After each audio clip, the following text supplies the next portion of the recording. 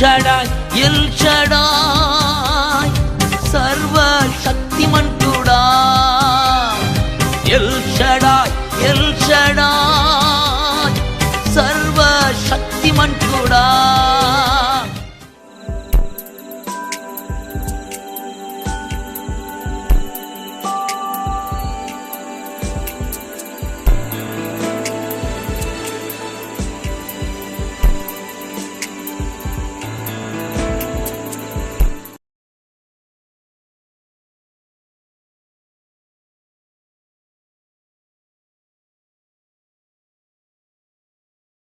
నీ మాటలను బట్టి నీవు నీతిమంతుడువని, నీ మాట బట్టి నువ్వు అపరాధివని తీర్పునందుదువు.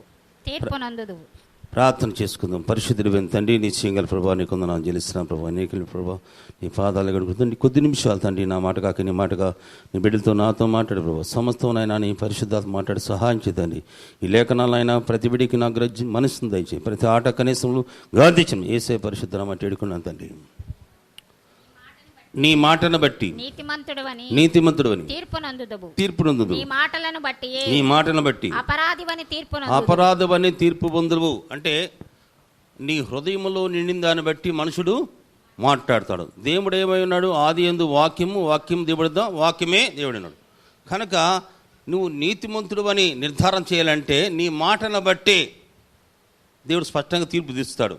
కానీ మన మాటలు ఎట్లా ఉన్నాయో ఒకసారి మనము యోచన చేసుకోవాలా. ఎవరికి వాళ్ళే 10 మందిలో ఉన్నప్పుడు ఎట్లా మాట్లాడుతున్నాము, లేదా ఒంటరిగా ఉన్నప్పుడు ఎట్లా మాట్లాడుతున్నాము, ఇంటికాడ ఎట్లా మాట్లాడుతున్నాము, ఇక్కడ ఎట్లా మాట్లాడుతున్నాము అనేది కూడా యోచన చేయాలా. ఇద్దరు భయభక్తులు కలిగి మాట్లాడుకుంటే ఎవరంటున్నారు? పాత నిబంధనలు. ఇప్పుడు ఎవరంటున్నారు? నీలో ఉన్న యేసయ్య వింటాడు. అందుకని నువ్వేం మాట్లాడతావో, ఎట్లా నువ్వు నీతిమంతుడు అయ్యావు, ఎట్లా నీతిమంతుడు అయ్యావో ఒకసారి మనం దైవగ్రంథాలు చూద్దాం. మనకి 18 లూకాసు వార్త 11వ వచనంలో ఒక భక్తుడు ఎంత చక్కగా ప్రార్థన చేస్తున్నాడు చూడండి. మనసులో అనుకుంటున్నాడంట, పరిసయ్యుడు నిలవబడి దేవా నేను చోరులను అన్యాయస్తులను వ్యభిచారులైన ఇతర మనుషుల వలనైనను ఈ సుంకరి వలనైనను ఉండనందుకు నీకు కృతజ్ఞతాస్తుతులు చెల్లిస్తున్నాను. వారానికి 2 మార్లు ఉపవాసం ఉంటున్నాను.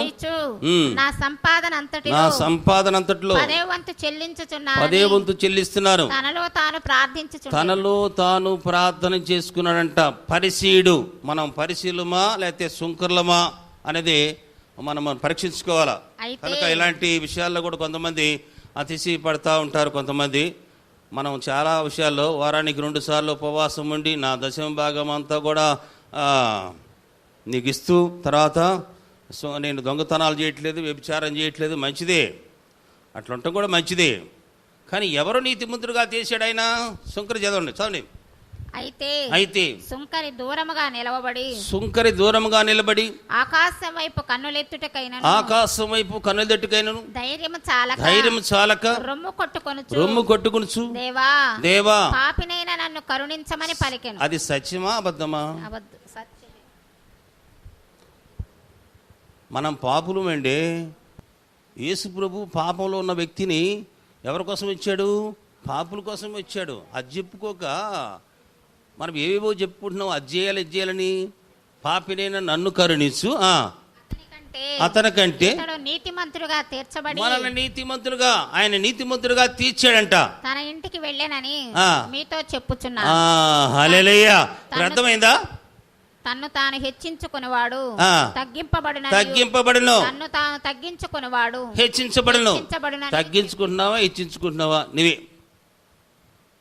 ఒక్క మనిషిలో 2000 దెయ్యాలుంటే మన అవయవాల్లో ఎన్నుండయో అంతే. అపోస్తుడైన పౌలు మంట పెట్టాడంట. ఆ మంటలో నుంచి ఏమొచ్చింది? సర్పం వచ్చింది బయటికి. చెయ్యి అట్నే కార్చింది. అట్ట ఇదిలిచ్చాడు. మన అవయవాల్లో చాలా ఉంటాయి. అడగండి మీరు, దేవుడు చూపిస్తాడు. నీది నీకు చూపిస్తాడు, నాది నాకు చూపిస్తాడు. నీది నాకు చూపిస్తే ఉపయోగం ఉంది. కనుక తను తాను తగ్గించుకున్నవాడు హెచ్చించబడును. నీ పలుకును బట్టి నువ్వు నీతిమంతుడు అని. అక్కడ ధర్మశాస్త్రం ప్రకారం పరిచయుడు చాలా శుద్ధిగా ఉంటాడు. అమ్మా చాలా చక్కగా వారానికి 2 సార్లు ఉపవాసం ఉంటారు. తన దశమ భాగం అంతట్లో కూడా ఇస్తారు. మనకు తెలుసు కదా, మన రోమపత్రిక చదువుకున్నాం. కానీ వారు క్రియల మూలంగానే వెంటాడతారు, విశ్వాసం వాళ్ళకి లేదు. ఉచితంగా యేసు ప్రభు మనల్ని ఏం చేశాడు? ఒక్కసారి మీరు అపోస్తులు 13:39 చూడండి. ఆయన యేసు ప్రభు నిన్ను ఉచితంగా, ధర్మశాస్త్రములో ఏ విషయంలో నువ్వు నీతిమంతుడుగా తీర్చబడలేదో ఆ విషయంలో యేసు ప్రభు నిన్ను నీతిమంతుడుగా తీర్చాడు.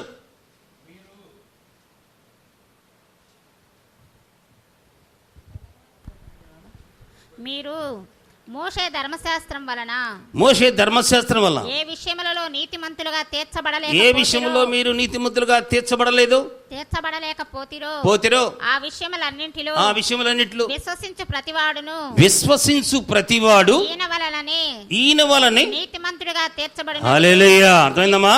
ఈయన వలనే విశ్వసించు ప్రతివాడు ఈయన వలనే. నువ్వు నమ్ముతున్నావా? దేవుడు మాట నమ్ముతున్నావా? అన్నికి నువ్వే పరీక్షించుకోవాలా. నీ పలుకును బట్టి నువ్వు నిర్ధార ఇద్ది.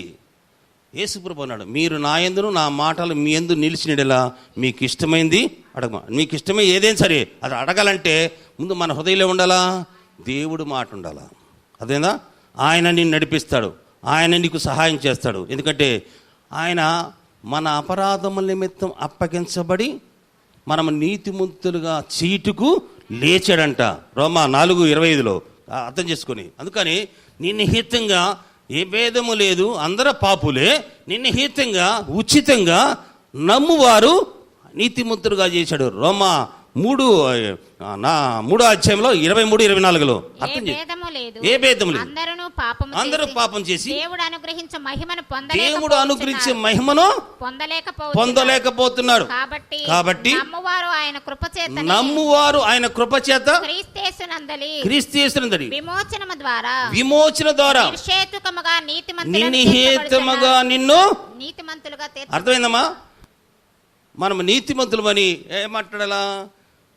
నీతిమంతుడు విశ్వాసం వల్ల జీవిస్తాడు. పాత నిబంధనలో నీతిమంతుడు ఒక ఆయన ఉన్నాడు. ఆయన గురించి దేవుడే చెప్పాడు. యోబు గురించి మనకు తెలుసు. ఆయన నీతిమంతుడు, యథార్థవంతుడు, దేవుడి యందు భయభక్తులు కలిగినవాడు, చెడుతనము విసర్జించినవాడు. కష్టము నష్టం వచ్చినప్పుడు 1వ అధ్యాయం యోబు గ్రంథంలో 21 ఏం పలుకుతున్నాడు ఆయన? నీ పలుకును బట్టి.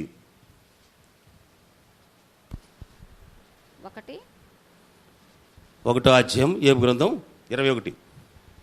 నేను నా తల్లి గర్భములో నుండి దిగంబరినై వస్తే దిగంబరినై అక్కడికి తిరిగి వెళ్తాను. యెహోవా ఇచ్చెను, యెహోవా తీసుకొని పోయెను, యెహోవా నామమునకు స్తుతి కలుగును గాక. మనం ఎన్ని వ్యతిరేకమైన మాటలు మాట్లాడుతున్నాం చూడండి. ఆయన నీతిమంతుడు మాట్లాడాల్సిన మాట అది. తన భార్య వచ్చి 2వ అధ్యాయంలో కూడా శోధిస్తుంది. దేవుడి వల్ల మేలేనా, కీడు అనుభవించతగదా అని చెప్పి ఒక్క మాటలో కూడా దేవుణ్ణి దూషించలా. ఆ తర్వాత ఆయన నేను భార్య వచ్చి నీవు ఇంకను యథార్థతను వదలకుందువా దేవుని దూషించి మరణము కమ్మనెను.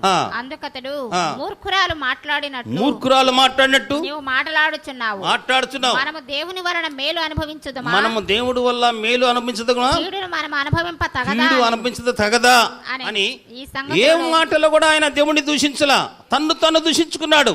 నేను పట్టుకుంటే మేలు, ఈ శ్రమ చూసేవాడిని కాదని తాను నిందించుకున్నాడు. కానీ తన విశ్వాస పరిమాణము ఎంత ఉన్నతమైన స్థానానికి వెళ్ళిందంటే యోబు గ్రంథం 19వ అధ్యాయం 25 నా మట్టికి నేనే చూస్తా, ఇంకెవరు చూడరు, నా విమోచకుడు సజీవుడని తర్వాత ఆయన భూమి మీద నిలిచినని నేను ఎరుగుదును.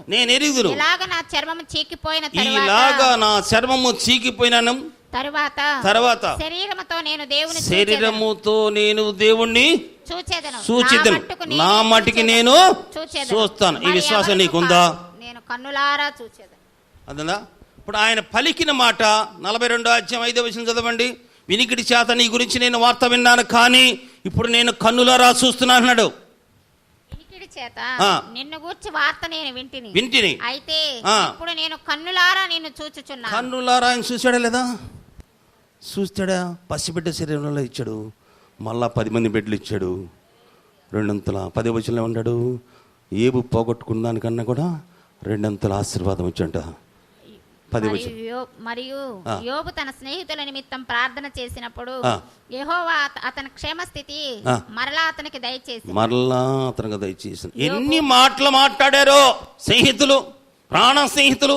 యోబుకు కలిగిన స్థితిని చూసి 7 దినాలు వాళ్ళు అన్నపానములు మాని ఉపవాసం ఉండి బాధపడ్డారు, బూడిద నెత్తిని వేసుకున్నారంట వాళ్ళు.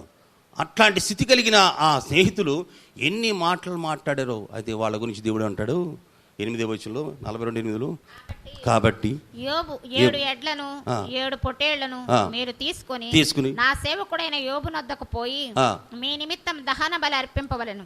అప్పుడు నా సేవకుడైన యోబు మీ నిమిత్తం ప్రార్థన చేయను. నా సేవకుడైన యోబు పలికినట్లు. అర్థమైందమ్మా? అక్కడ ఏమంటున్నాడు? నా సేవకుడైన యోబు పలికినట్టు నన్ను గూర్చి యుక్తమైనది పలకండి. మీకు మీరు అడిగినవన్నీ ఇస్తే, నా కోపం అడిగినవి ఇస్తే ఏం చేస్తారు చెప్పండి? ప్రసంగి 5:19 చదువు. ఇప్పటికే చాలా మంది దేవుడిని మర్చిపోయారు అనుకో, అడిగినవన్నీ ఇచ్చాడు కదా. మరియు దేవుడు ఒకనికి ధనధాన్య సమృద్ధి ఇచ్చి దాని యందు తన భాగం అనుభవించుటకును అన్నపానములు పుచ్చుకొనుటకు తన కష్టార్జితమందు సంతోషించుటకును వీలు కలగజేసిన ఎడలా అతనికి ఆ స్థితి దేవుని ఆశీర్వాదం వలన కలిగినది అనుకొనవలెను. అట్టి వానికి దేవుడు హృదయానందము దయచేసి ఉన్నాడు కనుక అతడు తన ఆయుష్కాల దినములను జ్ఞాపకము చేసుకొనడు. అర్థమైన వాళ్ళు చేతులు ఎత్తండి. ఇప్పుడు నీకు అన్ని ఇస్తే ఏంది పరిస్థితి? ఆయన ఎవరు, నువ్వెవరు? శ్రమ, ఓర్పు, పరీక్ష అనేసి కలగనేని శ్రమలో మనం ఎట్లా మాట్లాడుతున్నాం అనేది. నీ మాటను బట్టి నువ్వు నీతిమంతుడు అని, నీ పలుకును బట్టి నువ్వు నీతిమంతుడు అని సామెతలు 15:29 ఉంది. భక్తిహీనుడికి దేవుడు దూరస్తుడంట, నీతిమంతుడు ప్రార్థన వింటాడని ఉంది. మరి నువ్వు నీతిమంతుడిగా చేశాడు. పాత నిబంధనలు నీతిమంతులు వేరు, ఇప్పుడు నిన్ను నీతిమంతుడిగా చేశాడు. భక్తిహీనులకు యెహోవా దూరస్తుడు, నీతిమంతుల ప్రార్థన ఆయన అంగీకరించును. అర్థమైందా? నీ ప్రార్థన అంగీకరించాలంటే నీ పలుకును బట్టి ఆధారపడింది అమ్మా. దేవుడు పలుకు ఒకసారి మనకంటే పూర్వీకులైన భక్తులు ఎట్లా పలికారో వాళ్ళు ఒకప్పుడు ఎట్లా మనం పలికినట్టే పలికారు. ఉదాహరణకి అబ్రహాం ఉన్నాడు, తనకి సంతానం లేదు.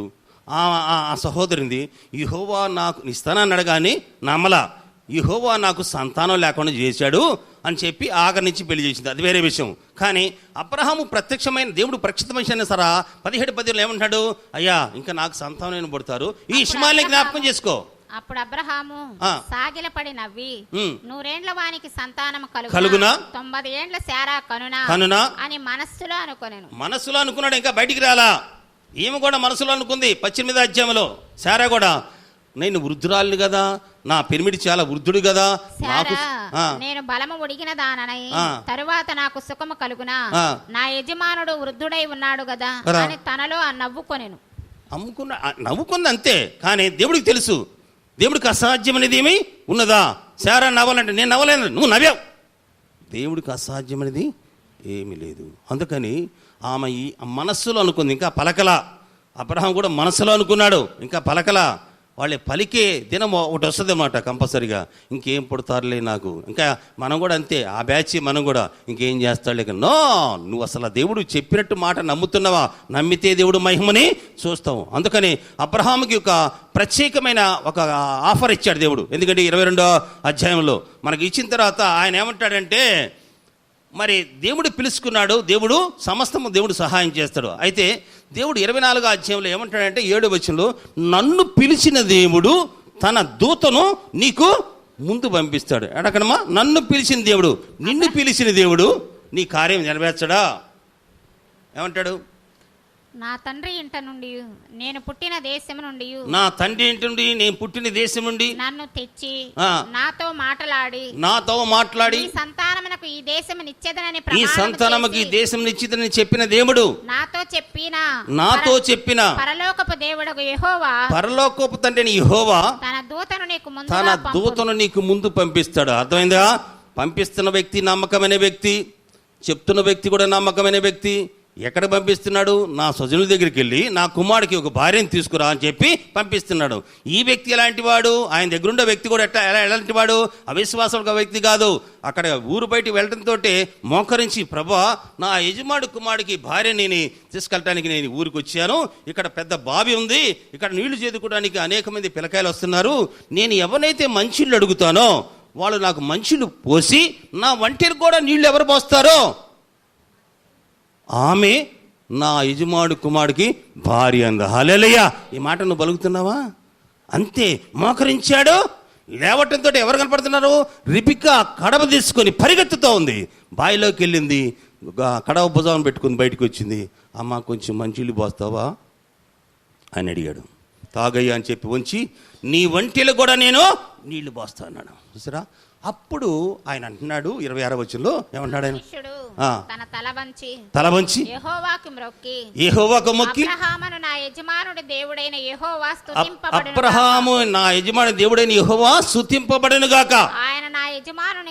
ఆయన నా యజమానునికి తన కృపను తన సత్యము చూపడక మానలా. నేను త్రోవలో ఉండగలనే యెహోవా నా యజమాని బంధువులింటికి నడిపించాను. అది కదండి విశ్వాసం. అబ్రహాంకి విశ్వాసం ఉంది, అబ్రహాం పనివాడికి కూడా విశ్వాసం ఉంది. అందుకని 48వ వచనంలో సరైన మార్గం ఎవరు నడిపించారు? ఆ దేవుడు నడిపించాడు. అందుకని అక్కడ వాళ్ళ విశ్వాసం చూస్తూ ఉంటే మనకి ఏమర్థమవుతుంది? అబ్రహాం పలికాడు, కానీ ఒకప్పుడు నాకు పిల్లకాయలు లేరని పలికాడు, ఒకప్పుడు ఆమె నాకు పిల్లకాయలు లేరని పలికింది. కానీ ఇప్పుడు ఏం పలుకుతున్నాడు అబ్రహాము? నన్ను పిలిచిన దేవుడు ఆయన తన దూతని. మీకు తెలుసా, ఇప్పుడు ఈ మందిరం నిండా చాలామంది దూతలు ఉన్నారని మీ కంటికి కనపడరు. ఇంత గొప్ప సాక్షి సమూహం మేఘం వల్లే మనల్ని ఆవరించు. సులువుగా చిక్కులు పెట్టి పాపను విడిచిపెట్టి విశ్వాసాల కర్త దాన్ని కొనసాగించడం. యేసు వైపు చూస్తూ నీ ఎదుట ఉంచబడిన పరుగు పందెములో ఓపిగ్గా పరిగెత్తు. ఆయన తన ఎదుట ఉంచబడిన ఆనందమ్మ కొరకు అవమానమును నిర్లక్ష్య పెట్టి సిలువును సహించి తండ్రి కుడిపాసమున కూర్చున్నాడంట. అర్థమైందా? అందుకని ఆయన మనకి మేఘం వల్లే. మనకంటే పూర్వీకులే భక్తులు. అబ్రహాం ఏడికి వాళ్ళు ఇక్కడే ఉండవు. ఇస్సాకు, యాకోబు, మోషే, దావీదు, ఇక మన పితరులు వాళ్ళు ఎక్కడే వారు. మనము లేకుండా వారు సంపూర్ణులు గారు. అది మనం తెలుసుకోవాలా. ఇంత గొప్ప సాక్షి సమూహం మేఘం వల్లే మనల్ని ఆవరించింది కనుక నీ పలుకు వాళ్ళు వింటున్నారు. నువ్వేం పలుకుతున్నావో వాళ్ళు వింటున్నాడు. ఆయన వింటున్నాడని గ్రహిస్తే వాళ్ళు విశ్వాసంలో ఉన్నారు. నువ్వు విశ్వాసమే, దేవుణ్ణి నమ్మేవు, ఇది వచ్చావు. మొత్తానికి అవస్థ ఉంటే కదా వచ్చేది. ఎవరైనా నేనైనా అవస్థ ఉంటేనే వచ్చేది, బాధ ఉంటేనే వచ్చేది. నీ పలుకు అనేది ఆయన నిర్ధారిస్తాడు. నువ్వు ఎట్ట పలుకుతున్నావు? ఒక శతాధిపతి పలికాడు ఏమని? నీవు మాట మాత్రం సెలవిస్తే. అర్థమైందా? ఇప్పుడు ఆయన విశ్వాసాన్ని ఎట్టా? యేసు ప్రభువు అసలు దేవుణ్ణి నమ్ముకున్న వాళ్ళు, దేవుడు బిడ్డలు అన్న వాళ్ళు కూడా ఈ విశ్వాసం లేదే, ఇంత విశ్వాసం ఏంది అని చెప్పి, సరే పదాంప ఆయన ఇంటికి అని చెప్పి అంటే అక్కడ ఏమంటాడు? నా ఇంటికి రావాల్సిన అవసరము లేదు ప్రభు, నేను నీ దగ్గరికి రావాల్సిన అవసరము అంతకని లేదు. నువ్వు అక్కడుండి మాట మాత్రం సెలవిస్తే నా దాసుడు స్వస్థం. ఇంకా మళ్ళీ ప్రార్థన చేయాల. ఆయన విశ్వాసాన్ని యేసుప్రభు ప్రశంసించాడే కానీ యేసుప్రభు మళ్ళీ ప్రార్థన చేయలే. ఆ దాసుడు స్వస్థపడ్డాడట. ఇవన్నీ మన ముందే ఉన్నాయి కదా, మనకి గుర్తుండవు. అందుకని తన వాక్కును పంపించి గుంటలో పడిన వారిని ఆయన బాగు చేస్తాడు, లేవనెత్తాడు. 118:17 రాయబడింది. కాబట్టి వాక్కు ఎంతో ప్రపంచమంతా వెళ్ళిద్దని మనం తెలుసుకొని, ఆ వాక్కులో ఎంతో శక్తి ఉందని మనం తెలుసుకొని, విశ్వాసం గురించి మనకంటే పూర్వీకులైన భక్తులు ఏ విధంగా వాళ్ళు ఆ పలికిన వాళ్ళు ఎట్లా బలపడ్డారో రోమాపత్రిక 4:18 శారా ఎట్లా బలపడిందో, అబ్రహాం ఎట్లా బలపడిందో ఇవి మన గురించి రాయబడ్డారా లేకపోతే వాళ్ళ గునేనా అని అక్కడ స్పష్టంగా చెప్తున్నాడు. నీ సంతానము ఇలాగ ఉండునని చెప్పిన దానిని బట్టి తాను అనేక జనములకు తండ్రి అగునట్లు నిరీక్షణకు ఆధారం లేనప్పుడు, అంటే బైబుల్ లేనప్పుడు. ఇప్పుడు నీకు బైబుల్ ఉంది, వెనక ముందు 2 చదువుకోవచ్చు. ఏది ఆధారం? మనకి నీ ముందే ఉంది నీకు ఆధారం. వీళ్ళు ఎట్లా ఆస్వాదించబడ్డారు, వీళ్ళు అన్ని విషయాలు ఎట్లా ఆస్వాదించబడ్డారు. అబ్రహాం గురించి ఏం చెప్పాడు? ఎలియాజరు నా యజమానుని బహుగా ఆస్వాదించాడు, వెండి బంగారం చేత బహుగా ఆస్వాదించాడు, అతను చాలా గొప్పవాడు, దేవుడు చెప్పాడు చేశాడు. నిరీక్షణ ఆధారం లేనప్పుడు అతడు నిరీక్షణ కలిగి నమ్మాను. నిరీక్షణ కలిగి నమ్మెను. మరియు అతడు విశ్వాసమందు బలహీనుడు కాక, అదే అక్కడ విశ్వాసమందు బలహీనుడు కాక రమారమి 100 ఏళ్ల వయస్సు గలవాడి ఉండి అప్పటికి తన శరీరము మృతతుల్యమైనట్టును శారా గర్భమును మృతతుల్యమైనట్టును ఆలోచించిన కానీ అవిశ్వాసం వలన అవిశ్వాసం వల్ల వాగ్దానం గురించి సందేహపడక దేవుని మహిమపరచి ఆయన వాగ్దానం చేసిన దాన్ని నెరవేర్చుటకు సమర్థుడని రూఢిగా ఉంచి విశ్వసించి విశ్వాసం వల్ల బలం పొంది నీ విశ్వాసం నీ బలం ఏంది? నమ్మితే దేవుడు మహిమని, అన్యజనులకి దేవుడి గురించి సువార్త వెర్రితనంగా ఉంటుంది, నమ్మువారికి దేవుడు శక్తి. అదే చెప్తున్నాడు. అందుకని నమ్మేవా, దేవుడు సహాయం చేస్తాడని నమ్మేవా? తర్వాత ఏమంటున్నాడు? వాళ్ళ గురించినా తర్వాత మన గురించి రాయబడిందా? అందుచేత అది అతనికి నీతిగా ఎంచబడిను. అది అతనికి ఎంచబడినని అతని నిమిత్తం మాత్రమే కాదు, మన ప్రభువైన యేసును మృతులలో నుండి లేపిన వానియందు విశ్వాసముంచిన మనకు ఎంచబడునని మన నిమిత్తం కూడా వ్రాయబడింది. నీకుందా? నీ నిరీక్షణ సజీవమైనది అనేది నీకు తెలుసా? పేతురు పలుకుతాడు 1 పేతురు 1:3 మన నిరీక్షణ సజీవమైందంట. అంటే యేసు ప్రభు మృతులోంచి లేచాడు. ఇందాక యోబు ఏం పలుకుతున్నాడు? నా మటుకు నేనే చూస్తా అన్నాడు. నువ్వేమనుకుంటున్నావు? వెట్ట పలుకుతున్నా, ఇక్కడ ఒక రకంగా పలుకుతున్నా. అయితే చర్చికి వచ్చినప్పుడు వాగ్దానాలు చాలా ఇచ్చాడు దేవుడు, కానీ మరి ఇంటికి పోయిన తర్వాత ఒక రకంగా పలుకుతున్నావా? మన ప్రభువు యేసుక్రీస్తు తండ్రి అయిన దేవుడు స్తుతింపబడును గాక. మృతులలో నుండి యేసుక్రీస్తును తిరిగి లేచడం వల్ల జీవముతో కూడిన నిరీక్షణ మనకు కలుగునట్లు. అర్థమైందమ్మా? మన నిరీక్షణ జీవంతో కూడిన, ఎందుకంటే జీవాధిపతి మన కోసం చనిపోయాడు. మనుషుడు కాదు ఆయన చనిపోయింది, జీవాధిపతి, సృష్టిని పాలించేవాడు, చక్రవర్తులకు చక్రవర్తి, రాజులకు రాజు, ప్రభులకు ప్రభు. అంతటి గొప్ప దేవుడు నీ కొరకు తన ప్రాణం పెడితే నువ్వు మాత్రం నీ విశ్వాసం పరిమాణం ఎట్లా ఉంటుందో ఒకసారి పేతురు అక్కడ స్పష్టంగా చెప్పాడు. పరలోకమందు మన కోసం దాచపడ్డాడంట. గుర్తుపెట్టుకోండి, మన కోసం అనేకమైన ఆశీర్వాదాలు అక్కడ దాచి ఉంచాడు. నీ విశ్వాసం ఎట్లా ఉంది? 7వ వచనంలో చెప్తున్నాడు ఆయన, నశించిపోవు సువర్ణము అగ్ని పరీక్ష వలన శుద్ధపరచబడి ఉన్నది కదా, దానికంటే అమూల్యమైన మీ విశ్వాసము. ఏది అమూల్యమైంది? నీ విశ్వాసం అమూల్యమైంది. యేసు ప్రభు శతాధిపతిని ఎందుకు ప్రశంసించాడు? అతని విశ్వాసం చాలా అమూల్యమైంది. ఇందాక మనం కూడా విన్నాం, ఆ సహోదరి పదే పదే ఉపవాస ప్రార్థన బాగా నిజమే ప్రకటించుకున్నావు. నువ్వు కడుపు మార్చుకుంటే దేవుడికి ఇదే కాదు. నువ్వు ఎంతసేపు ఉపవాసం ఉంటావు అంతసేపు ప్రార్థనలు గడపాలా, దేవుడి వాక్యాలు గడపాలి, అంతే.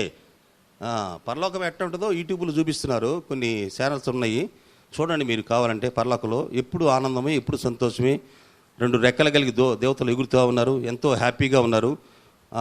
యూట్యూబ్లో చాలామంది దాని సాదృశ్యం చూపిస్తున్నారు. పరలోకంలో ఇట్లా ఉంటుంది, బంగారపు వీధులు అని. అక్కడికి నువ్వు వెళ్ళాలా. అక్కడికి వెళ్ళాలంటే నీకు 2 రెక్కలు కావాలా. ఇందాక 2 సార్లు మనం విన్నాం, ఒక రెక్క ప్రార్థన, ఒక రెక్క వాక్యము.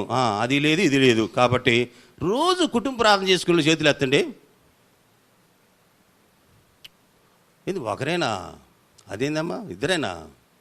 కుటుంబ ప్రార్థన అంటే సాయంత్రం పూట కూడుకొని పిల్లకాయలు కూడుకొని చక్కగా 2 వాక్యాలు చదువుకోవటం, 2 పాటలు పాడటం, మన కుటుంబం గురించి ప్రార్థన. అదేం పెద్ద కష్టమైంది కాదు, అభ్యాసం కలిగి ఉండాలా. అందుకని ఇది లేకపోతే మనము చాలా ఇబ్బంది పడతాం. గుర్తుపెట్టుకుని ఎందుకు చెప్తానంటే, నీవు ప్రార్థన చేస్తే, నీవు కూర్చొని కళ్ళు మూసుకొని ప్రార్థన చేసినప్పుడు నీ కుటుంబంలో ఏమి జరుగుతుందో అనేది దర్శన రూపంలో దేవుడు చూపిస్తాడు. హల్లెలూయా. ఇంకా నువ్వు బాగా దేవుడితో గడుపుతూ ఉంటే నీ శరీరం ఎక్కడ ఉంటుంది, కానీ నీ ఆత్మ ఎక్కడికెక్కడికి వెళ్ళి సంచారం చేస్తుంది. అలాంటి అనుభవం కూడా దేవుడు ఇస్తాడు. హల్లెలూయా. వాళ్ళెవరు మాంత్రికులకే వశీకరణ మంత్రం అంట. వాడు మాంత్రికులకే అది ఉంటే దేవాతి దేవుడికి ఎందుకు ఉండదు? శరీరం ఎక్కడే ఉంటుంది, ఆత్మ ఎక్కడికెక్కడికి వెళ్ళింది. అపోస్తలుడైన పౌలుకి అది ఇచ్చాడు. ఆయన శరీరంతో వెళ్ళాడో నాకు తెలియదు, శరీరం లేకుండా వెళ్ళాడో నాకు తెలియదు. ఒక మనిషి నాకు తెలుసు, ఆయన 3వ ఆకాశానికి వెళ్ళి వసింపసకిన కానీ మాటలో ఆయన విన్నాడు, అవి ఎవరు పలకకూడదు అని పలికాడు కదా. అలాంటి అనుభవం నీకు ఇస్తాడు. నువ్వు ఉపవాసం ఉన్నా నిజమే, కానీ ఉపవాసం ఉండి ప్రార్థన ఎన్ని గంటలు చేస్తున్నావు అనేది ఆలోచించాలా. ప్రార్థన గడపండి. ఇదే మంచి, ఇందాక చెప్పిలా, ఇదే మంచి మనకి అనుకూలమైన సమయం. ఈ సమయంలోనే ప్రార్థన అయిపోయే లోపల మీకు అనేకమైన విషయాలు దేవుడు తెలియపరుస్తాడు. హల్లెలూయా. అసలు నీ కుటుంబంలో ఏ పని చేస్తానో తెలియపరుస్తాడు, నీ బాడీలో ఏం పని చేస్తానో తెలియపరుస్తాడు, ఏమి అడ్డం వస్తున్నాయి కూడా నీకు తెలియపరుస్తాడు. ఇంకొకరికి చెప్పాల్సిన అవసరం నీకే తెలియపరుస్తాడు. అందుకని నీ పలుకును బట్టి నువ్వు నీతిమంతుడవని, నీ పలుకును బట్టి నువ్వు అపరాధమని, ఏమి పలుకుతున్నావు అనేది మనము పరీక్షించుకోవాలా. హృదయం నిండిన దాన్ని బట్టి మనుషుడు మాట్లాడను. సజ్జనుడు హృదయం నుంచి సద్విషయాలు బయటకు వస్తాయి, దుర్జనుడు హృదయం నుంచి దుర్విషయాలు బయటకు వస్తాయి. దేవుడు మందిరానికి వచ్చినప్పుడు నీ ప్రవర్తన కూడా చాలా జాగ్రత్తగా చూసుకోవాలా. అంటే అర్థం, పరిశుద్ధి ప్రార్థన చేస్తే ఆయన ఒప్పుకోడు. అర్థమైందా? పరిశుద్ధి ప్రార్థన ఎట్లాంటిది? మత్తయి సువార్త 5:22 ఉందంటే, నీ తోటి సహోదరుని ద్రోహి అని చెప్పకూడదంట, విమర్శలో గుణవుతామని స్పష్టంగా చెప్పాడు. దేవుడి దగ్గరికి వచ్చినప్పుడు మరి ప్రతి ఒక్కడు ఎదుటివాడిని క్షమించాలి కదా. నువ్వు ఎదుటివాడిని క్షమించకుండా ఎక్కడికి ప్రభా ప్రభా అరణ్యంలో కాకెరిచినట్టు కరుస్తుంటే అన్నా నేను విన్నా అంటాడు. ఇక్కడ ఏమన్నా దగ్గర ప్రార్థన చేసుకుందాం. పరిశుద్ధమైన తండ్రి, నిశ్చయంగా ప్రభా నీకు వందనాలు చెల్లిస్తున్నా ప్రభా.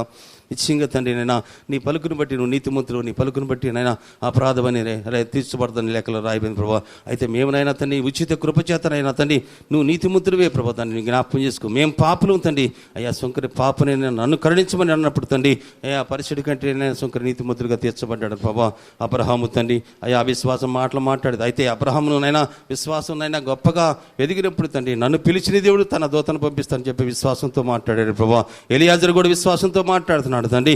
ఏబు కూడా విశ్వాసం ఉన్నది. దేవుడే ఇచ్చాడు, దేవుడే తీసుకుని, దేవుడు నామానికి శృతి కలిగిన అన్నాడు ప్రభా. తండ్రి నా ప్రభుని నేను మాత్రమే చూస్తాను, ఆయన సజీవుడు భూమి మీద నిలబడుతున్నాయి నాకు తెలుసు అని చెప్పినైనా